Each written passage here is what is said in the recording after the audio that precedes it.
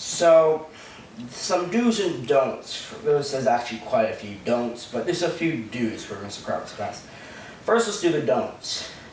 When Mr. Crawford just stands by his desk or just sits quietly somewhere and just looks like in the center of the class, that is a sign to be quiet, and I've nicknamed it the silent wrath. And he might get an outburst in the silent wrath, and especially people who just don't pay attention, so you should pay attention. And when he does this, just immediately be quiet, because it can be very eerie and awkward at times. Another don't is don't even think about turning in late work. Mr. Crawford does not like to accept late work. In fact, he doesn't like most other college classes. In fact, you might even, some students have tried slipping it into his papers, but then he realizes that person was late, and then he does some things that he will call you out and then just hand it back to you. And some do's.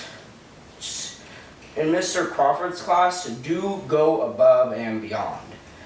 And when you go above and beyond in this class, you will achieve greater things, which makes Mr. Crawford quite happy. A big do is be funny. Mr. Crawford loves logical and ideological jokes. Like, for instance, what is green and goes 50 miles per hour? A frog in a blender. Or another meme I found on the internet. When I don't use trench warfare, but when I do, I make sure 300,000 people die for nothing. AKA a spoof on the Dos Equis commercials. Another don't is just do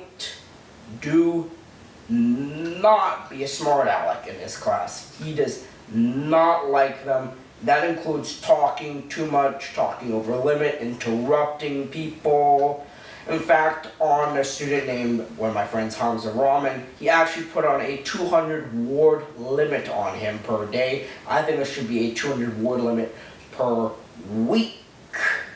So, those are some do's and don'ts in Mr. Crawford's class.